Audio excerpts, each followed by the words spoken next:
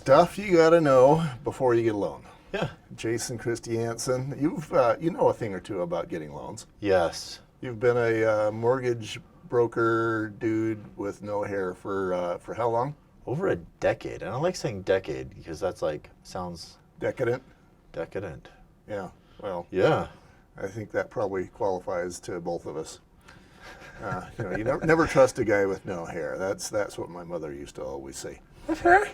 You Oh, can trust me. Then just don't trust me. Okay, so let's talk about loan types. Okay, we kind of hit this in the previous section, right? But there's loan types out there, and this is where there's some real advantages because, like I said before, money and risk cost money and time.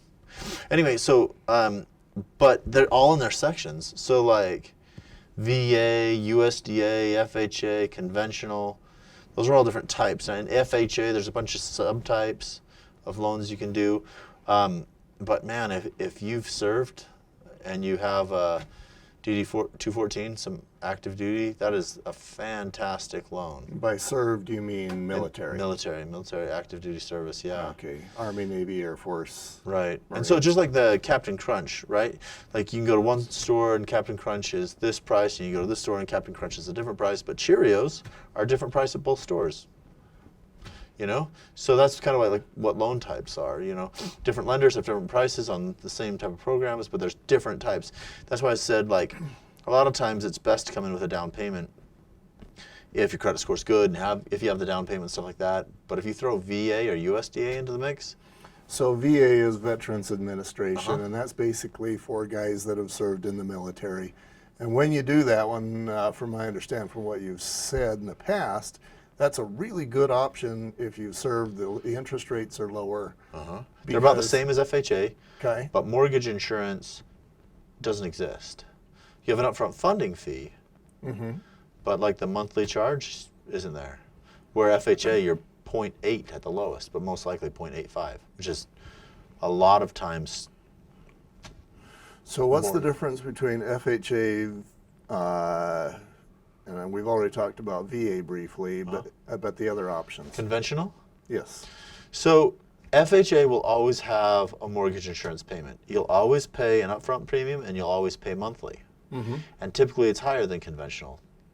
But conventional is typically private backed money. That's how it's. FHA is government backed. Conventional is private. And so conventional has a lot of rules on how well they think your money will make them money. So the lower your credit score, the higher your interest rate, the higher your mortgage insurance. Conventional also, with 20% down, won't have mortgage insurance. So you can eliminate that right from the beginning, where FHA, that's simply not an option. So conventional, you can do less than 20% down. Yeah, you can do 3% down conventional. Okay.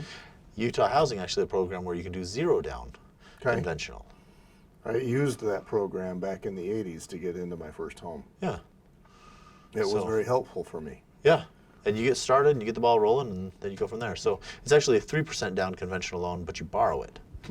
So And then there's the other one. There's the rural. USDA, Yes. rural housing, and that's another 0 down.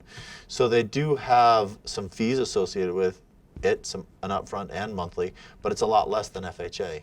So government loans, generally speaking, have about the same interest rate, which generally speaking is a half to 3/4 less than conventional. Okay. But mortgage insurance is typically more and doesn't come off. So then you got to look at your situation and see what's best for you. So a lot of times, conventional with mortgage insurance, conventional with a higher interest rate with mortgage insurance will still be a lower payment than FHA with a much lower interest rate and mortgage insurance. Okay.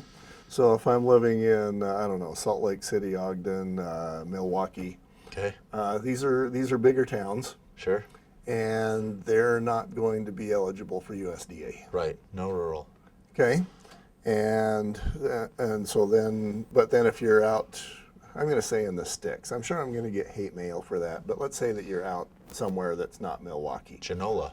Genola, Panguitch. Sure. Now we're eligible for USDA. Why would somebody want to do USDA? So USDA, lower upfront premium, lower monthly premium, and the same interest rate ish as FHA. Uh-huh. So you're looking much lower than you can get conventional, which actually now mortgage insurance, actually USDA calls it a guarantee fee, but that monthly rate of insurance to the investor is comparable with a conventional loan with a zero down payment and a much lower interest rate. Typically speaking, if you can qualify for VA, we're doing it. If you can't qualify for VA, but you can qualify for USDA, we're doing it. If you don't qualify for either one of those, it's really dependent on your situation if FHA or conventional is better for you. Okay. But So, and we could probably spend 8 to 16 hours on these subjects. We're not going to do that to you guys, but it's kind of an intro that basically lets you know that it's kind of like buying carpet. You walk in there and you think, okay, I want carpet. Well, Yeah. do you want